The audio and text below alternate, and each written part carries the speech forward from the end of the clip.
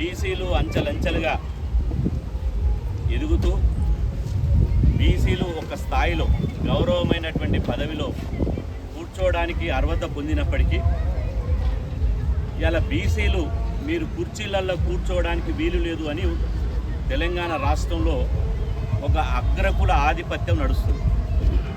అందులో భాగంగానే ఈరోజు ప్రతిష్టాత్మకమైనటువంటి ప్రధానంగా తెలంగాణ రాష్ట్రంలో 3 ప్రధాన యూనివర్సిటీలు, ఒకటి ఉస్మానియా, 2 జేఎన్టీయు, 3 కాకతీయ. ఈ 3 యూనివర్సిటీలలో బీసీలుగా మా జనాభా దామాష ప్రకారం ఇవాళ అర్హత ఉండి రెక్టార్ కానీ, రిజిస్ట్రార్ కానీ, డైరెక్టర్ కానీ, ప్రిన్సిపల్ల నియామకాలు కానీ, అదేవిధంగా వైస్ ఛాన్సలర్ నియామకాల్లో కానీ సామాజిక న్యాయం కావాలని మేము మొదటి నుంచి అన్ని విద్యార్థి సంఘాలుగా మేము పోరాటం చేస్తున్నాం. సామాజిక న్యాయం అనేది ప్రజాస్వామిక సూత్రం. సామాజిక న్యాయం అమలైతేనే సమాజంలో శాంతి ఉంటుంది. ఈరోజు తెలంగాణ రాష్ట్రంలో సామాజిక అన్యాయానికి పాల్పడుతున్నారు. ఏకపక్షంగా ప్రభుత్వం వ్యవహరిస్తుంది. అందుకు ప్రత్యక్ష ఉదాహరణే విశ్వవిద్యాలయాల్లో జరుగుతున్నటువంటి నియామకాలు. ఈరోజు ఉస్మానియా యూనివర్సిటీ వైస్ ఛాన్సలర్గా మా దళిత బిడ్డకు అవకాశం వచ్చింది, సంతోషిస్తున్నాం. కానీ రిజిస్టర్గా ఒక నరేష్ రెడ్డి గారిని పెట్టారు. అదేవిధంగా కాకతీయ యూనివర్సిటీలో వైస్ ఛాన్సలర్గా ప్రతాప్ రెడ్డి గారు, రిజిస్టర్గా రామాంజనేయులు గారు, వైస్ ఛాన్సలర్గా అగ్రకుల సామాజిక వర్గానికి అవకాశం ఇచ్చారు. రిజిస్ట్రార్గా రామాంజనేయులు మా దళిత బిడ్డకు అవకాశం ఇచ్చారు, సంతోషం. మళ్ళీ ఈరోజు జేఎన్టీయు యూనివర్సిటీ, జేఎన్టీయు వైస్ ఛాన్సలర్గా కట్ట నరసింహారెడ్డి, అంతకుముందు ఇంకొక రెడ్డి, ఆ తర్వాత ఇప్పుడు కిషన్ కుమార్ రెడ్డి, ఆ తర్వాత రిజిస్ట్రార్గా మళ్ళీ మా దళిత బిడ్డ వెంకటేశ్వరరావు గారికి అవకాశం ఇచ్చారు. ఓకే, ఈ 3 యూనివర్సిటీలలో వైస్ ఛాన్సలర్లు, రిజిస్ట్రార్లు 2 సామాజిక వర్గాలకు ఇచ్చారు, సంతోషమే. కానీ మా వాటా ఏది అంటే బీసీ ప్రొఫెసర్లు అర్హత ఉండి కూడా ఇవాళ కులమే, బీసీ కులమే అనర్హతగా మారిందనడానికి ఈ నియామకాలే ప్రత్యక్ష సాక్ష్యం. ఈరోజు జేఎన్టీలో కాంగ్రెస్ ప్రభుత్వం వచ్చిన తర్వాత 3 సంవత్సరాల వాళ్ళ పరిపాలనలో బీసీ సామాజిక వర్గానికి సంబంధించినటువంటి ప్రొఫెసర్ జయలక్ష్మి గారు వారిని రిజిస్ట్రార్గా వైస్ ఛాన్సలర్ గారు అపాయింట్ చేయడం జరిగింది.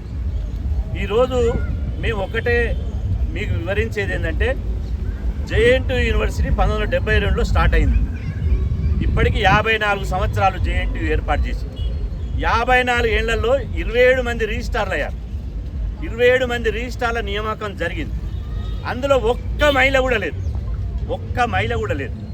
సావిత్రిబాయి పూలే చదువు నేర్పి చాకలైలమ్మ స్ఫూర్తినటువంటి ఈ తెలంగాణ గడ్డ మీద ఒక మహిళా యూనివర్సిటీ రిజిస్ట్రార్ కాలే. ఇవాళ ఒక మహిళా యూనివర్సిటీ రిజిస్ట్రార్గా ప్రొఫెసర్ జయలక్ష్మి గారికి అవకాశం వచ్చింది. అది కులం కోణంలో అవకాశం రాలే, బీసీ కార్డుతోటి అవకాశం రాలే. ఆమె 27 సంవత్సరాలుగా ఆ యూనివర్సిటీలో అసిస్టెంట్ ప్రొఫెసర్గా, అసోసియేట్ ప్రొఫెసర్గా, డీన్గా, హెచ్ఓడిగా, వైస్ ప్రిన్సిపల్గా, డైరెక్టర్గా, ఆ తర్వాత రిజిస్టర్ అయింది.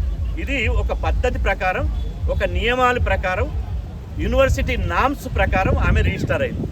దీని ఓర్వలేనటువంటి ప్రభుత్వంలో ఉన్నటువంటి కొంతమంది పెద్దలు అనొచ్చు, వాళ్ళని గద్దలు అనొచ్చు, వాళ్ళు ఇమీడియట్లీ ఈమె బీసీ కులానికి, బీసీలలో కూడా మోస్ట్ బ్యాక్వర్డ్ క్లాసెస్, ఇప్పటి వరకు చట్టసభలో అడుగుపెట్టినటువంటి కులం, ఇప్పటి వరకు ఎమ్మెల్సీ లేరు, ఎమ్మెల్యేలు లేరు, మంత్రులు లేరు, జడ్పీడీసీ లేరు, జిల్లా పరిషత్ చైర్మన్ లేరు.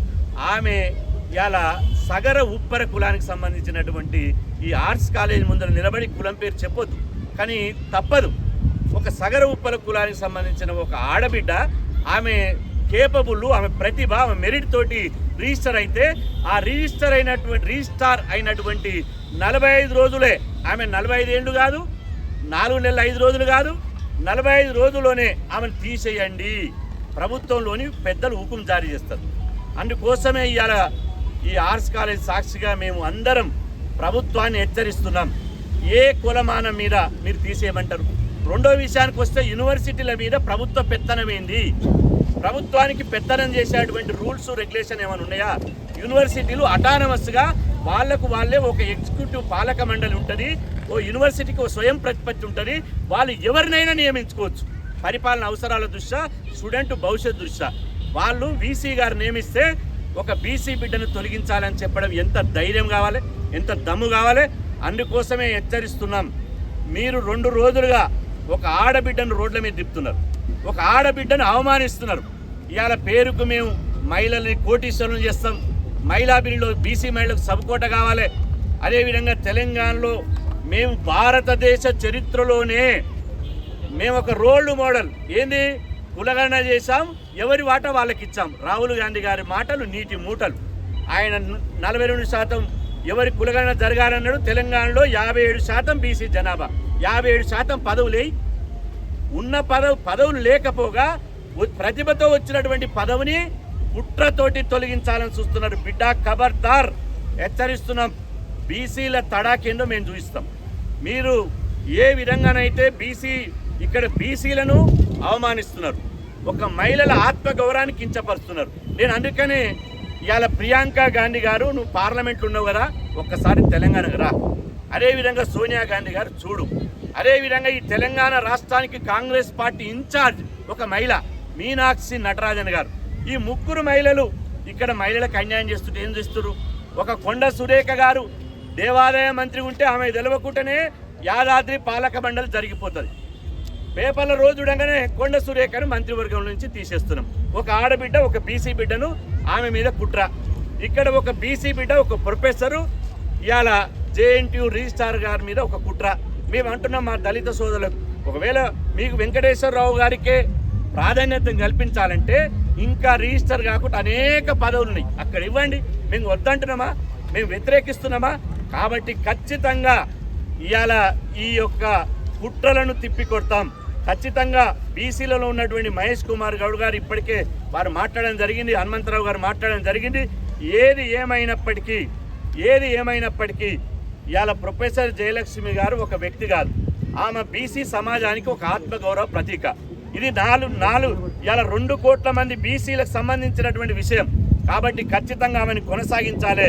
లేకపోతే మాత్రం ఈ విద్యార్థి సమాజమే రేపు జేఎన్టీయూను, ఎల్లిటు హైయర్ ఎడ్యుకేషన్, ఆవులెల్లిని విద్యాశాఖ మంత్రి, ముఖ్యమంత్రి ఇల్లును ముట్టడించడానికి సిద్ధపడతామని చెప్పి సందర్భంగా హెచ్చరిస్తున్నాం.